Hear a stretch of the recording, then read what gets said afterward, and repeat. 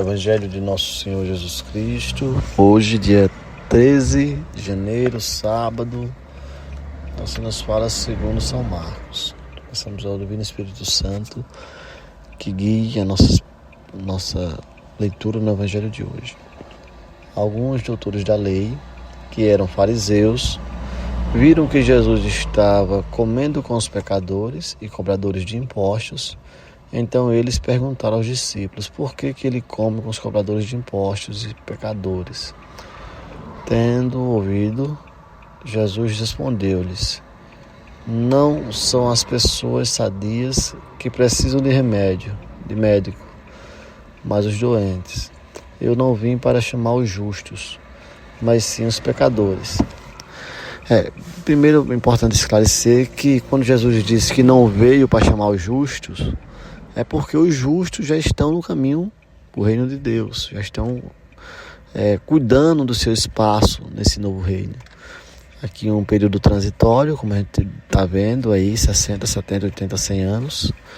Vai depender da natureza de cada um, segundo a vontade de Deus.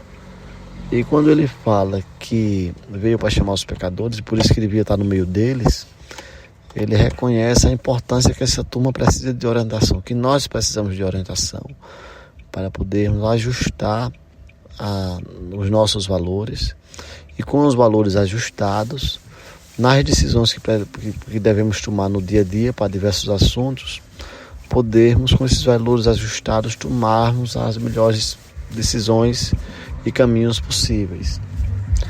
Dessa forma, precisamos também compreender que Jesus ensinava a todo mundo como era o reino de Deus e como todos deviam fazer para alcançar esse reino. Era isso que ele estava fazendo lá no meio dos cobradores de impostos, naquele momento. E esse ensinamento nos revela que Jesus acreditava e nos ensinou e acredita, que nós podemos nos autocurar. Ele foi lá para a mesa por meio deles, não para deixar alguém orientando eles sempre. E se tivesse que orientar, não seria ruim. Mas ele foi lá no intuito de dar essa liberdade, esse conhecimento, de eles mesmos perceberem os danos que causavam, percebendo os danos que causavam, corrigir esses danos e percebendo isso para corrigir, reverter aqueles danos, fazendo ações que pudessem compensar o mal que já causaram. Isso tudo nós podemos fazer. Ou seja, Jesus ensinava esse caminho do reino de Deus para ele, para que eles mesmos se auto-perdoassem. Para fazer isso, deveriam reconhecer os seus erros. O que é que isso significa? Que é muito importante quando se tem grupos, por exemplo, as igrejas, para ajudar o pessoal a compreender tudo isso.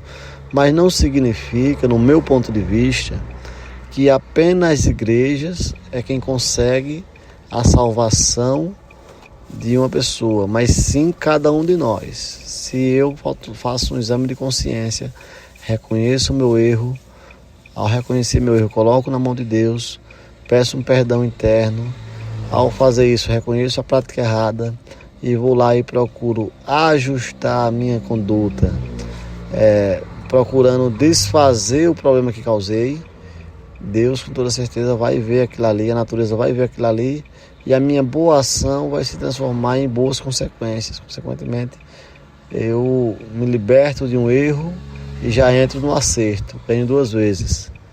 É isso que acontece quando a gente faz as coisas certas, a gente ganha duas vezes, se liberta do erro e acerta fazendo a coisa que deve ser feita. E quando a gente faz alguma coisa que não é possível mais desmanchá-la, como é que pode ser feito?